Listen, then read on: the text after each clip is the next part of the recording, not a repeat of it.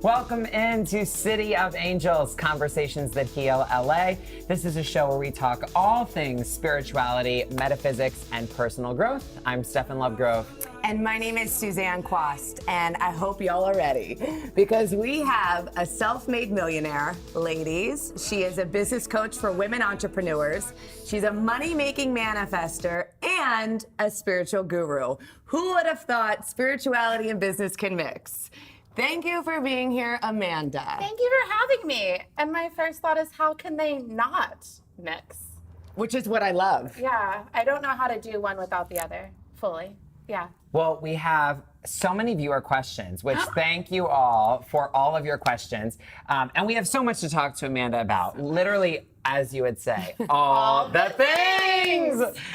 So let's start with this because this is like one of the first things. So confession, everyone. Amanda and I are good friends. Suzanne does not know Amanda. I do not. So you're going to get both angles. You're going to get like the BFF talk and the like inquisitive questions today. So I think it's going to be a great interview. It's going to be fully entertaining. Fully the best. Yeah. So let's start with this. You were not planning on becoming any sort of a coach when you first went to school. You went to ministry school, you studied psychology. There's all these interesting pieces. So talk to us about how you ended up being the Amanda Francis that we know. I forget you know me. You can bring up a lot of stuff. Oh man. Okay, so I wanted to make money and help people. I have this through line of my life of making money and helping people. And as you know, the sect of Christianity I was a part of, there were a lot of wealthy ministers who were helping massive amounts of people. So starting with ministry as this is how I'm going to heal the world and have a profitable experience in life made sense. But you can imagine that it didn't fit very well inside the church as I began to study various religions, study psychology, this is something you're not supposed to say, begin to realize that every religion I studied was saying the exact same thing, and I was resonating with many of them, and I was questioning whether there was only one way, right, to God and to the life I wanted. So as me and my personality and my love for saying the F word grew and grew and grew and grew and grew. When you say F word, you mean the F word? The F word. Okay. Yeah, we're trying to limit the number of fucks I say on TV, so, I was just going to hold back on that one. Anyway, so it didn't fit very well inside the church at that point. And then it was like, okay, well, I have this love still for helping people, and I still want to make money, and I love psychology, loved it my whole life. So I went to college, and then I went to grad school, and then I got into a PhD program. So I was getting my PhD in counseling. And then, as you can imagine, if I had started growing an online presence a few years before, and I started life coaching people on the side. So you can imagine being in school, waiting 5 years to get a PhD when your business is beginning to grow, you have clients, you're beginning to see how the online thing works and how many people you can help online and how there's massive influence and how much online. nobody cares about your degree online. Yeah, and I just let go of, do I need to be Dr. Amanda Francis? And I was like, it was a hard decision because it was a dream that I had way before ministry, way before all of it, right? So, but I let it go. I walked away, and I just realized yesterday when I was walking down the beach, I was like, I would have graduated last month. Wow. Think of all I've done. I've tremendous That's things. crazy. Yes, I would barely have right now I'd be like, okay, now I get to do the online thing. Now I get to take this degree and this doctor thing and everything I know and think and believe and teach. Now I get to give it to the people. These 4 years of tens of thousands of students and entrepreneurs would be, anyway, walked away from ministry, walked away from academia, went big on the business thing, and here we are. You talk a lot about stuff online, which I think is fascinating and really resonates, especially nowadays in 2018. How did you do that successfully, and how did you learn how to do that? I'm completely self-taught, so I have no internet marketing training. I have no business training. I just got online every day and did more of what worked and less of what didn't work. Like, what does that mean? So if you have like Yeah. hints or tips for people, were you getting on Facebook? Yeah. Were you getting on Twitter? Were you getting on Instagram? Instagram wasn't a thing yet. Amazing. This was pre This is blow up pre of all of Instagram. Wow, can you guys imagine a world where Instagram didn't exist? Well, people were using it to edit their pictures, but it wasn't. Remember I when it was remember just a filters. place with the best filters? Right. That's when we're talking about. Yeah. So, no, okay. So I was naive. I was like, so let's rewind. I'm halfway through my master's program. I'm like, wait, you're telling me I have to wait another year and a half before I can see clients? That's not going to work for me. So I was like, okay, how am I going to do the thing I want to do and help people now and make money now and not wait on this degree? And one day I walked into class and the professor and these students were like making fun of life coaches, like, ha ha ha ha ha, it's not even regulated. Anyone can go out and do it today. And I was like, I love this story so much. and I'm like, anyone can go out and do it today? I literally built a website that night. I literally went home and Googled how to build a website. So you took, Yeah. which this is such a funny thing. They were saying as a bad thing, like, negative what a connotation. joke, anybody could do this. And you said, wait a minute, anybody can do this. I'm going to go do this. And I did it. Right. Yeah. Did you know really what being a life coach consisted of? I was halfway through a master's in counseling and I had a bachelor's degree in psychology. So I trusted myself around my ability to take people through a transformational experience, right? But I wasn't to the point in the program where we start seeing clients. So life coaching means so many different things to so many different people, but I felt I had something to give and I trusted myself to begin that process with humans. The problem was I had no idea how to get the humans to hire me, as none of us do when we start online, right? No, I had no idea. So I was like, well, I'll just build a website, which I also didn't know how to do. Like, I mean, I Googled and watched YouTube videos on how to get that first website. You created it. You Yes. didn't? Okay. But And AmandaFrancis.com is still that website. I've never hired someone to rebuild it. Like, we've tweaked things, but that is like the bones of what I built 7 years ago during that all-nighter. But I love this because your excuses, not your person, Suzanne, your excuses watching at home do not stand with Amanda Francis because literally you figured out the things, you learned it on your own, you Googled it, you YouTubed it, you did it in a night. That I know you enough to know that is really the story. That is how I do You're everything. not missing something, people. No. And I was reading these forums of all these like tech guru people saying words I didn't understand, just like needing to figure it out, you know? But little did I know that just a website and a Twitter account isn't going to get you clients. Right. So I had to figure it out. So day one was like, oh, maybe not day one, week one was like, okay, I think I should say something inspirational online every day to let people know like what I believe about life and all the things. So I didn't know that that was messaging or creating a brand or teaching people how to think of you. I didn't know what any of it was, but it just made sense to me. So 7 years later, we still haven't missed a day of sharing free content online. Like that was like the first divine guided aligned step was let me just share what I know with the people. So then I would, and as I would be like learning things in school, I would share about it online, or as I would have a conversation with a friend where I felt like I really showed up for them and coached them, I would share without like disclosing who they were. I would share that conversation online. I was just establishing myself as a coach and an authority before I had any idea how to get clients. But what happened is over time, people began to think of me as a coach because I was positioning myself as a coach every day. And I mean, there's definitely the season where I created flyers that looked weirdly just like my sales pages look today, like where I identify the pain points and like help the person feel understood and give them the next step on how to sign up. I made these flyers and I hung them at every Starbucks in Dallas every day for 6 months. They'd take them down and hang them back up. Like, I mean, That's inspiring, though. Well, I have to say. I didn't know what to do. No, I have to tell you this. I've never admitted this on camera, and I've never told you this either. I used to make flyers and I put them at Runyon. I'm not kidding. I put them at Runyon. I handed them out at South Coast Plaza till security kicked me out. And it was like, this is a message from America's Life Coach and all this stuff. And But you knew you were America's Life Coach back then? I knew I was America's Life Right. Coach. No. Was that still what you called? You were still saying? I was still saying that. Okay. But I'm just saying, we've never talked about No. this, right? This is live conversation. But I did the flyers, and when I heard you did the flyers, I was like, because you don't know what to do. You don't know You're what to trying do. things. My roommate at the time, her dad had many businesses, and with some of their businesses, they had hung flyers for whatever the fuck it was. And she was like, maybe hang flyers. And I was like, Sure. I was at Kinko's the next day. Okay, we're gonna make some flyers.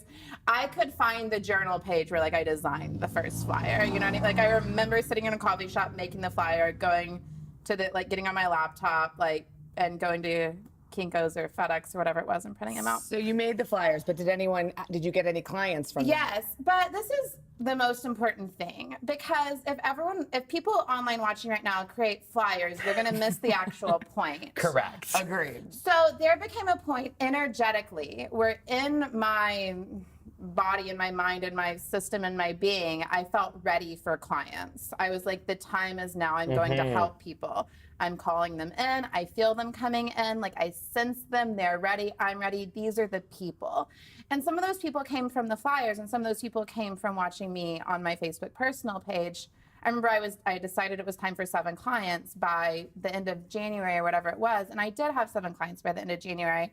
But if I just said it was about the Facebook or the flyers, like you would miss the point of the energetic decision and the being the match for the thing you want. Like the manifestation point is so much of why it occurred. But you talk about the manifestation. So Yeah. for people out there, and for even somebody like me, I hear that and I understand it on a conceptual level. But what does that actually mean when you say you're energetically When you're a calling match. it in? Yeah, Because manifesting people have heard it. that word. Yeah. It's very yeah. trendy. very But then trendy they're right like, now. how do I become an energetic And match for everyone's this teaching experience it. I've never had? Yeah. Okay, so for me, and everyone describes it a little bit differently. For me, it feels like feeling the feelings in my body of the thing already being mine. So I remember, I don't know why this is one of the memories that stands out, but being like at my parents' house at Thanksgiving and being in the back of their car and driving wherever we were driving, and I was like energetically calling in the clients from the back seat. And the moment stood out because I was like, and 1 client signs up, and 2 clients signs up, and the 3rd client signs up. But I was feeling it in my body as though it was happening then. And that's what I believe being an energetic match is. If my thoughts and my feelings and my vibe can match the thing as though it has already happened, now I am a match for it. Now it will have to come in. So when you're doing that, let's say, for instance, because I feel like this happens with all of us, where you get a negative thought, or there's that self-doubt of, or, oh, that's never going to happen, or I'm not good enough, or whatever. Did you just suppress that and then replace it with a positive thought? Or was it, what does that look like? Yeah, so I wouldn't use the word suppressing it, because energetically that feels like, to me, like avoidance, or not letting yourself feel and think and be what is truly occurring. For me, it's more about like letting the feelings come up, letting them move through you, but not marinating in them. So it's different to be like the thought of it's not working, it's not working, it's not working, why is it not working, it's never going to work, I'm never going to make money, is like a very different situation than, whew, I'm worried it's not working. Okay, feel that. Well, is that ultimately true? No, it's not ultimately true that it's not working. I can see growth, I can see differences. Okay, cool. Well, what would be a more empowering thought now? Well, I choose to know and believe that I'm like on my way, that it is working, that it will work, that I am getting there, is a totally different vibe and energy. You know what I mean? 100%. Yeah. So that's what it's been like for me from then to today. Like I'm in the middle of a launch right now, and I have like a goal for this launch. And today I'm like embodying the feelings of the outcome before I have the outcome. And I have lots of doubts and ideas why it wouldn't work, or why signups aren't happening fast enough or something. But I would never stay with those thoughts very long, because I can shift them, feel better, and have a different outcome. Which is so important for people to know, because I think it's easy for someone to sit there and say, oh, it must be easy for you to feel in the flow, blah, blah, blah, now that you have this result. When the reality is you felt all of it before it came. That's exactly why it was created. And I still practice it all every day. So like I have a course on money. Like my favorite course is Money Mentality Makeover, and it's like a 6-week process for healing your negative beliefs around money. And Wait, what is it called again? Money Mentality Makeover. Okay, healing your negative beliefs with money. Like we do like a lot of deep work and fun work and practical work, and it's just my favorite thing on the planet. So anyway, but the first 3 modules were recorded like 4 years ago when my goal was to make $10,000 a month. And the reason I've never re-recorded the modules now that my goal is $300,000 a month is because I'm still doing the same thing. My process never changed. Like that's why I can like know it works is because I still like work it. You know what I mean? My clients still work it. I'm better at it. I'm faster at it, but it's not any different, you know? Like truth is truth. Which is the opposite of what a lot of people think, that, okay, well, now I got here, but there's some secret strategy I'm missing that's going to get me there. And not the same law and principle is still going to apply. Every time I think what got me here won't get me there, I end up putting myself in a world of confusion. And when I go back to like my basics, like my truth, I'm like, no, this is simple and you know how to do this. And okay, so the thing about like the practical action, like I'm on social media, we're Facebook Living right now, like I have a sales page. All those practical things are great, but for me, the practical always came from the energetic. Like once I was a match for the thing, the inspired idea could easily float up and feel like a really good, exciting idea. So like say some random expert gave me an internet marketing strategy, I wouldn't be able to have heard it until it was the right thing for me, until I was a match for it. Does that make sense? 100%. So I always put spiritual and energetic before practical, because the practical will come, you will identify it, you will run with it, you will figure it out when the other is sorted, in my experience. You also talk about your encounter with getting Gabby Bernstein's book, and I thought that was really interesting, and it's sort of in alignment with what you're talking about now, in the sense that you're not ready to hear it until you energetically get to a place where you're ready to make some changes. Well, that's the exact same story. I had written a list of like what I was tired of in my life and what I was going to attract in the next year, and it was like around New Year's, and I was energetically rearranging what I was going to do in my life, and then her book stood out to me. You know, I would have walked right past that book any other way. Right. Okay, we want to get into some viewer questions. We have lots. And just the things that we want to talk about. Okay, I'm so ready. Because Suzanne thinks your income numbers are inflated. I know. So. No. Man. Now let's rephrase that statement. I asked when. Stay tuned. We'll get to it in a few minutes. I'm a good host. So let's start with this viewer question from Lakem while we sit with the doubt of Suzanne. I'm kidding. Doubts me. But so Laken asked this in like a very specific way, but I think it's a very universal question for people about manifestation. So she asked, Amanda, have you ever manifested something for 2 to 3 months and then you felt like you lost it, just to manifest more 2 months later, then lose it again, etc.? She gives a whole example. You make $5K for 3 months, then your income drops down, then it goes back up. So she wants to know what's going on. How do I fix this? What are your thoughts? So she hasn't stabilized the energy. Right. So you understand this. So it's like when I make a certain amount of money, I can feel the feelings of it. And if I begin to feel that it's normal and it's no big deal and it's my new reality, that's kind of like allows me to take the pressure and the intensity off of it and begin to think of it as like my new experience. And I can begin to live in that energy as normal.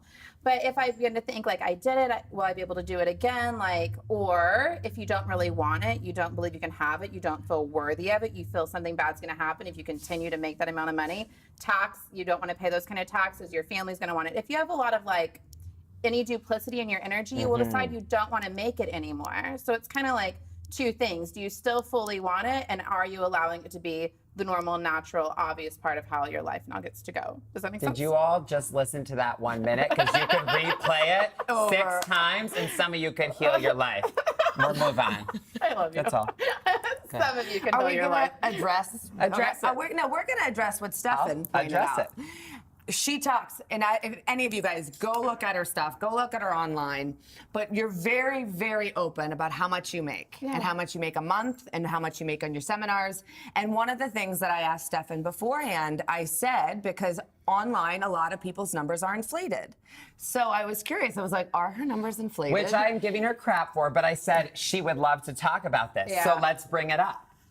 I mean, I have nothing to hide. Like, okay, I'll just talk about it. Ask me any questions you want to ask me about it. So it's like, I'll say this launch generated $700,000. And then I'll say what that means. That means between the pre-sale, the sell, and the offer I sold directly following the launch, it generated this. That doesn't mean I had a $700,000 a month. That means over the course of the 6 months that these payment plans come in, la la la. Like I think what's different than me and than a lot of people online is I just say what things are. So it's like I own a house in my hometown. I rent a house in Malibu. Like I have a private jet membership that isn't my private jet. Like when I announce my income like every year I'll announce my income from the year before. So in January we announce from the year before. And I'll just do a screenshot from the inside of my portal that shows how much we made. And then I'll just explain it. So I spent this much on my team. I spend this much on la la la la. I spent this much on affiliates. I just tell people, and I provide screenshots because the thing that people aren't getting is that it's all inspiring. When I finally made $3,000 a month and I could pay my bills and I didn't have to get a dead-end job, that was inspiring. And what I do today is inspiring, but there was no point where I had to lie to make it inspiring because there's someone out there who just needs you at the next level above them. So like, I just never saw a reason to inflate or to not explain all the details. What is the reaction from people? Do you get good and negative reactions from disclaiming that kind of information? I make a lot of other coaches mad who are inflating when I like call out the things I know they're doing. Which I want to ask you this because I just want to ask you this question. Yeah. What do you say to the people, because you know in the spiritual community, this is what people say, that say, oh, but for me as a coach, it's not really all about the money.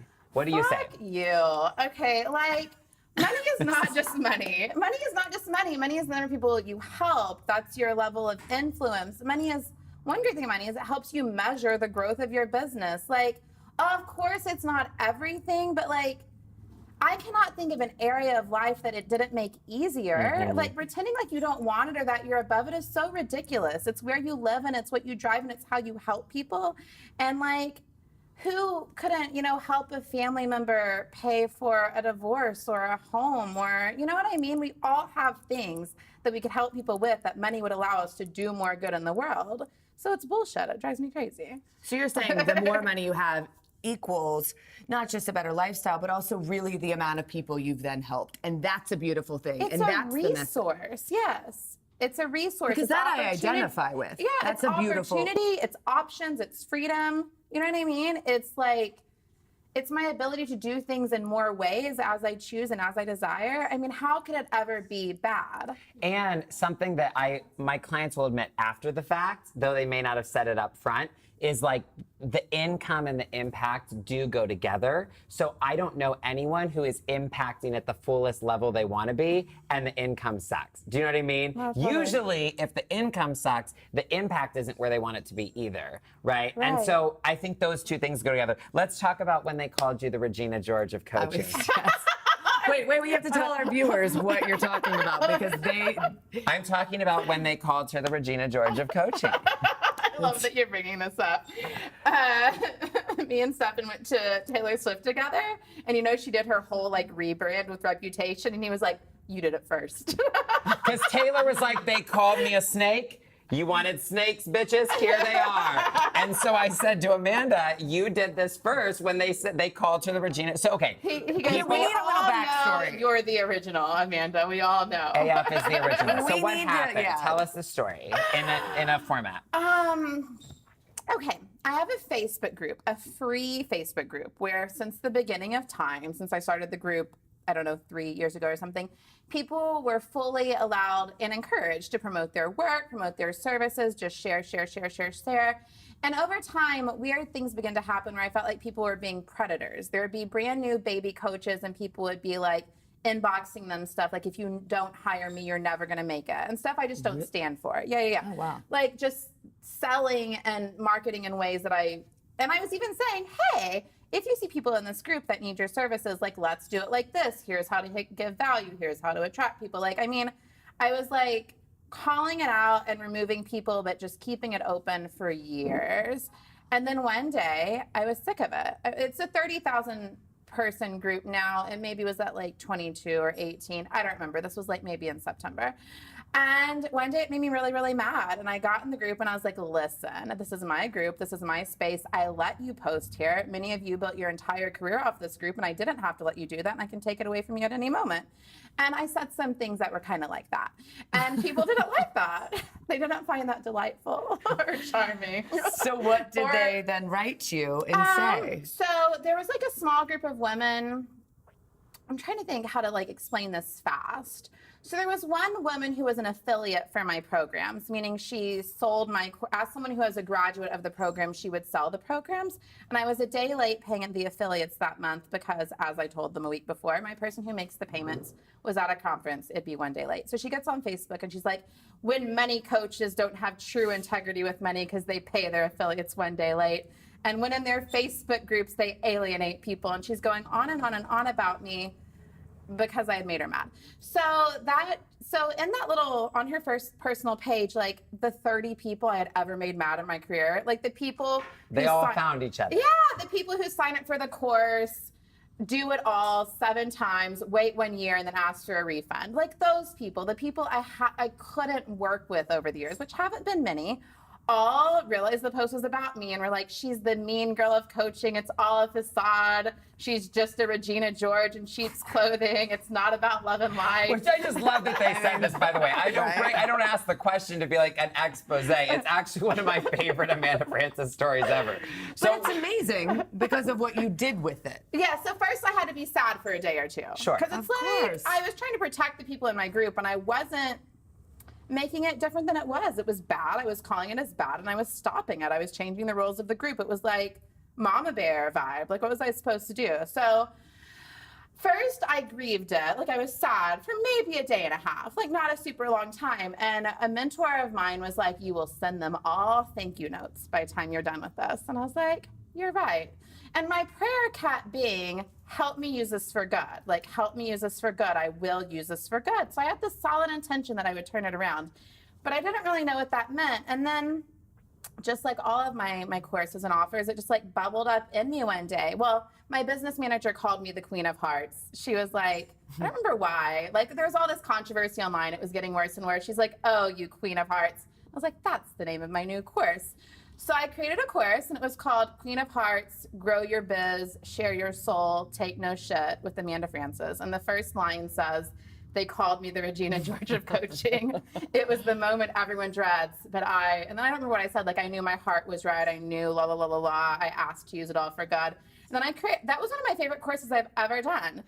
So I turned it into $100,000. I didn't ever send the thank you notes. You need to send the thank you notes. But here's the thing, I think for people out there, there's a moment in their life that's embarrassing or so painful or hurtful. And to take your advice and how can I use this for good? And you genuinely did. You created a program that then helped women in spite of this and took the bad and made it good. And I think it's one of my favorite courses. I mean, I plan to re-release it every year, like every October on the anniversary of the Regina Gate or whatever. Can we have like a party or something, like the Regina George party to celebrate and it we makes all more dress money up every year? like Mean Girls and make it like a big event. We'll live stream it. I'm here for it. So down. Am I invited? Yeah. Sure. Okay, another viewer question from Erica. Okay. So Erica asks, at what point did you have your breakthrough and realize you were a manifestation machine? Slash, I want to ask, was there a point or was that a gradual more and more knowing? No. How I teach it and how it feels to me is like this incremental upgrade thing where you like build more confidence in yourself like over time. Like I could not have wrapped my head around the things I manifest now. It would have totally energetically taken me out and blew my mind and confused me and whatever. But I just incrementally upgrade. And I call myself a money manifestation queen because I look at what I've done, but like in my human experience, I'm not going, I'm the money manifestation queen. You didn't get there by saying, I now decide I am the manifestation queen. Yeah, no, it's like a phrase that helps people understand what I do, but in my like daily experience, I'm just Amanda, like working the shit I know to work, you know. Okay, so I have a question for Yeah.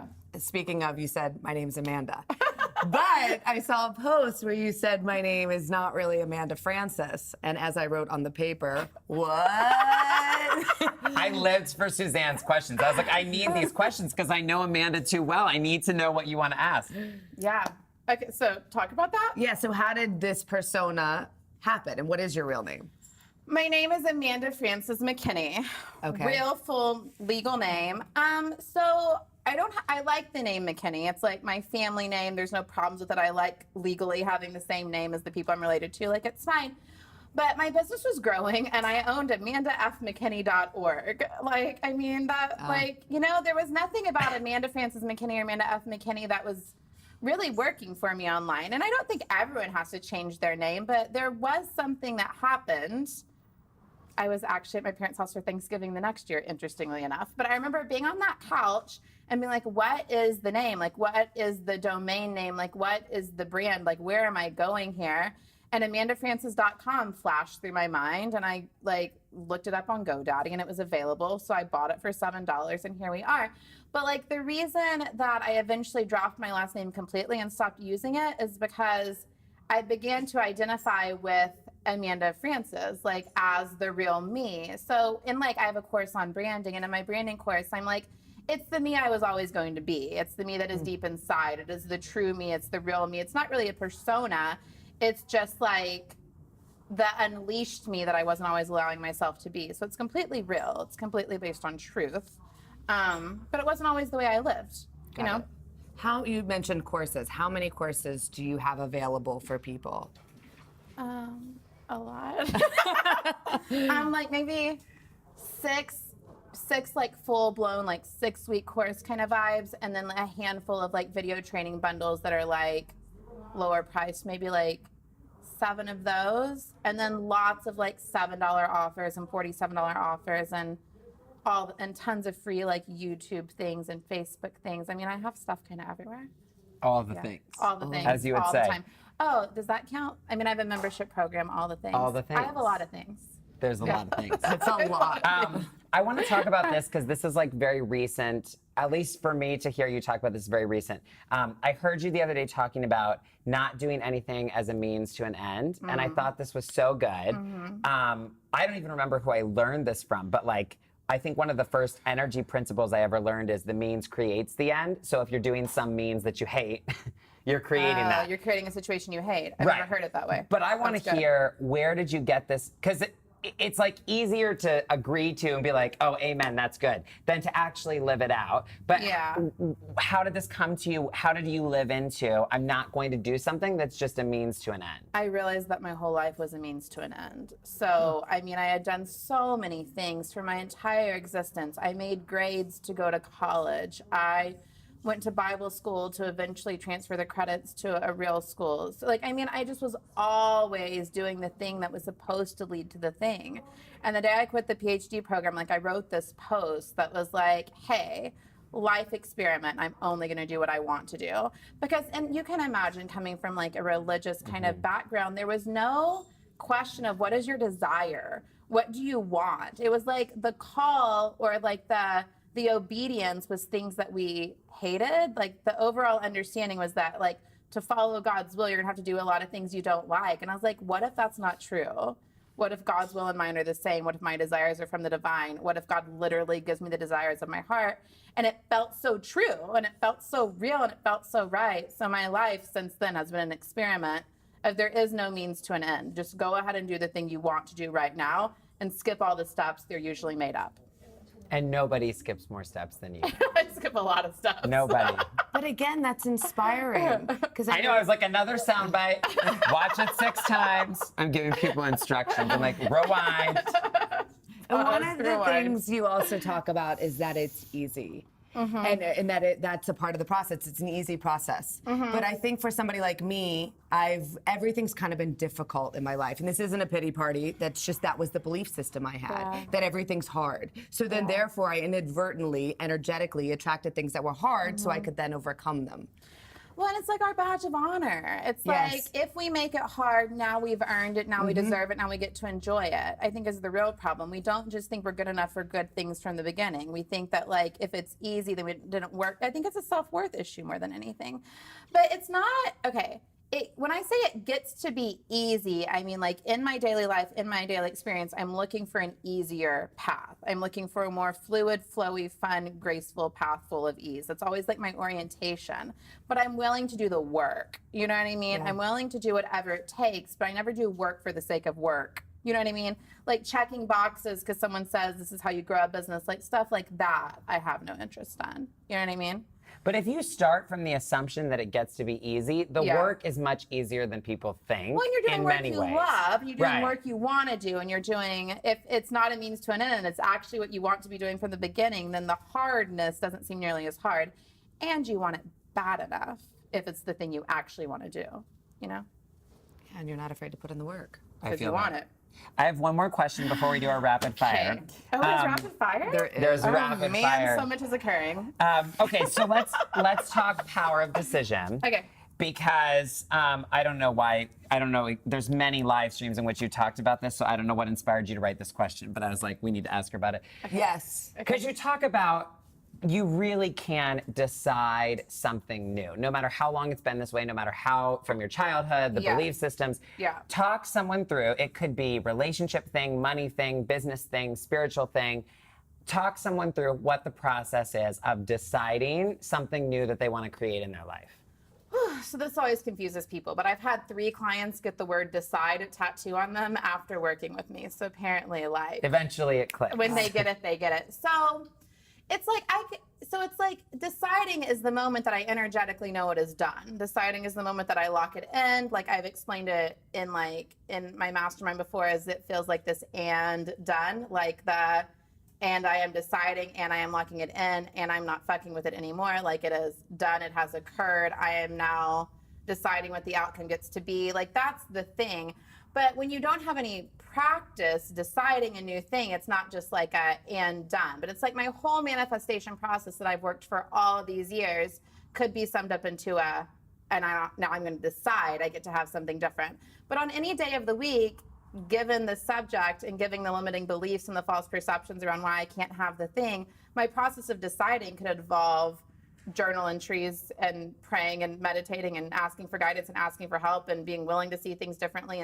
And like a lot could be involved until I get to that point where I'm like, and I'm going to decide that it is now different. Does that make sense? Mm-hmm. So there's a lot that goes into the process of deciding. But it doesn't have to be that way, because all that matters is the moment of decision. Our humans' minds sometimes need a minute to get behind why we get to have the thing we're deciding we can now have.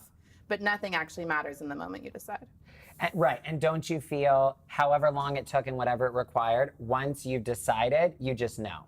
Yeah, the decision moment done. is like it's locked in, it's done, it's over. That is the way it is happening. I can't imagine it being any other way if it was always going to be that way. And sometimes we like pretend to decide things or think we've decided things or want to decide things before we actually get to that point where it's like, no, like this is how it's not going to be. We've all done it in one area or another. Not all of us have made it a practice, you know.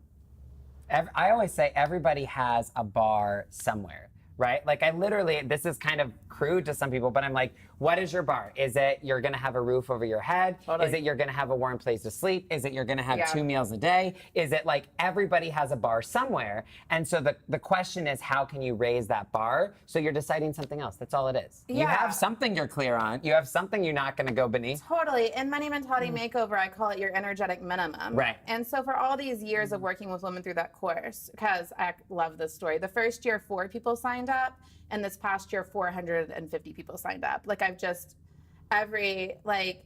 believed in the course when I recorded it when no one knew why to believe me in the subject, right? And now I still teach it. But anyway, in that course over all these years with thousands of people now, I've seen people who their lowest energetic minimum standard was in a homeless shelter. And I've seen people whose lowest standard was like, well, I'm going to at least have 3 months savings in the bank and like whatever. But it was all what we can't, it's what you can't imagine having less than. And we all have an energetic minimum. We all have an energetic maximum in every area of our life all the time, from how people treat us to how much money we receive to all of it. And like, I literally have a practice of lowering my energetic minimum to like, I can tune into how much I can't imagine making less than this month and be like, ooh, I don't like that number, and be like, well, how would it feel if I couldn't imagine making less than this, and rise it, upgrade my bar. Yeah. Because you say that a lot. How would it feel if I had this? Yeah, and I feel the feelings as though it's already true. And any thought that flashes through your mind around why it can't be true is just thoughts you get to shift. Wow. If I were to sum up my whole business in one sentence, it might be that. Yeah. Say that again for everybody. I don't remember what I said now. The thoughts that come up are just the thoughts things you get to shift. shift. But all that matters is feeling the feelings of already having the thing you want. Yeah. Mm-hmm. Power. Amazing. Are we ready for rapid fire? We are ready for I'm rapid nervous for fire. rapid fire. Okay. A song on your playlist right now. A song on my playlist right now? I've been listening to John Mayer all morning on my beach walks. I my I feel like beach that's a walk very vibe. beach walk. Isn't that like a vibe, beach yeah. walk vibe? Mm-hmm. I like. I also listen to a lot of rap music. Jay-Z's Greatest Hits happens a lot. Yeah, yeah. Amanda can go full country or full rap. I'm from My kind of Oklahoma. girl. We I'm learned from this on the 4th of Kentucky. July. Really? Yeah. Best, you see, I don't know how many books you read. Best Okay, book but wait, you've read can we recently. talk about how my 4th of July playlist was the best thing I ever created? It was the best. You should share it with everybody. I will. Can we I will. talk about how I forgot to revisit this idea, but we're monetizing playlists from 2018 We're going to out. create opt-ins. So if you want Opt-ins, to 'cause I have an opt in to annual send a holiday link to their playlist, and she has the amazing 4th of and July, So they're going to get so on our we're- email list. We have a whole business model around this. Oh my God. I love Okay, it. so best, Stay tuned. You're hearing Stay it first tuned. here. Okay. best book you've read recently. I don't read. I know, I knew you would say I that. don't read at all. This drives people crazy. This drives No. entrepreneurs crazy, and it drives spiritual people crazy. I just feel like it's such a slow way to get information. No, I love this though Okay. because she does so many things wrong. I do everything wrong. To the I- entrepreneurs and the spiritual people, and don't she's still read. so happy and And successful regardless. So- Who would have thought? So someone might say, have you read so-and-so's book on X? And I might be like, no. But based on the title, I can imagine what that might be about. And this might be weird, I don't know if people do this, but I kind of feel into, I bet they're talking about like la la la la la. And I'd be like, cool, I think I got it. Oh my God. So she's already read the book. I haven't read the book, but someone will be like, Well- it's about launching in this way, or it's about selling from this positioning. And I'll be like, oh, I get that. Yeah, I'm going to integrate that in. So I know that's weird. Once upon a time, I would go to their Facebook page and I would just like read their posts, or I would read like their bio, I'd read a quick article, and I would get the gist, the energy, the overall vibe of what they're teaching, and be like, cool, yeah, I got that, but I don't read So do you watch videos on YouTube or anything? No. I don't want to, as a whole, this is a crazy thing. I have like I don't want anyone's opinion about anything. I really don't want anyone's opinion about anything. Because But this you need is to explain important to that. deciding. This is important. I've learned this about you because you are so set in. I get to do whatever it is this month, this year, this day, this whatever. Because you don't consult so many people. To be honest with you, you have much less noise about how it has to happen, how hard it has to have no be, noise. whether it's possible. There's not noise in Amanda's life. That's true. other than the noise that comes through my own head, and that's enough for any of us to deal with. Do we need any extra noise? No. For me, it's like I have tunnel vision, and I'm focused, and I'm like set on my goals. And a lot of other people's opinions on how I should do it, I think would really like mess with my inspired guidance of me hearing what feels right for me. But you do have mentors, right? Or did you have a mentor? I have for many years I didn't. For the first several years of my business, I was the only coach I knew that didn't have a coach, which is also a taboo thing in the world. But I was just like, I don't like the way any of you are doing it. And then I found a woman who I was like, I like the way you're doing it, so I hired her. But I mean, there hasn't been many. Okay. Can we ask who it is? Or I feel like that was very Katrina Ruth, Okay. formerly known as Kat Latorzo. cool. Yeah. Another name. Yeah. Another name. Okay, well, we know you don't listen to books, and you don't watch videos. So I'm going to go out on a limb and say you don't listen to podcasts. But on the off chance you do, No, I like to be on them. okay.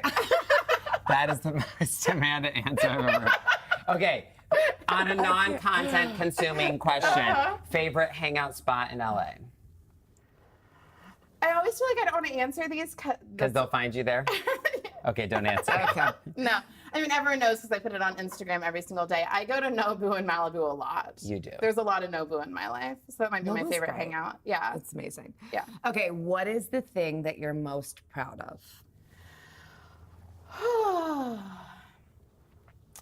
Like the sheer, God, it's hard to explain. Like the number of people that have been influenced by my work astounds me at this point. Like dozens of messages, and I want it to be hundreds and thousands, but dozens of messages every day between like Facebook and Instagram and email and whatever of like, this changed my life or that changed my life, or I'm in that course, or I've made this money now, or I put my kid in a better school, or we finally have a house where everyone has their own bedroom, or like, I get that stuff like daily. And when you're running a company and it's a growing company, you can forget to like read it and feel it, you know? But like, yeah, no. That's amazing. I'm proud of it. I am. Can I bring the high five back? Yeah. Bring it back. Okay, if you had 30 seconds and one message for the world, what would it be? 30 seconds. You're good enough. You're good enough the way you are. So like the thing you've always longed to do, the thing you wanted to do, the thing you were told you couldn't do, the thing that you thought was too hard to do or too unrealistic to do was always the thing. Like, you were always right. You were always right. Your heart was never wrong, and the time was always now. So go do it. Thank you, Amanda. You're welcome. Isn't she great? I'm really I said this from the beginning of the interview. I love Amanda. I'm friends with Amanda. I'm so happy we did this. I'm so happy we did it too. Thanks for being here. Yeah, of course. Thanks for having me. you. It was fun. And literally, I get messages because people know that I know you. I get messages from people saying, I just go sit in Amanda's content and her energy and whatever, and it expands what I know to be possible. So you're doing it for so many. And I'm glad that you feel that and receive that. So thank you guys for being here. Thank you for the questions. Great viewer questions always. And we will see you back here soon for more City of Angels. Bye, guys. Thank you for tuning in.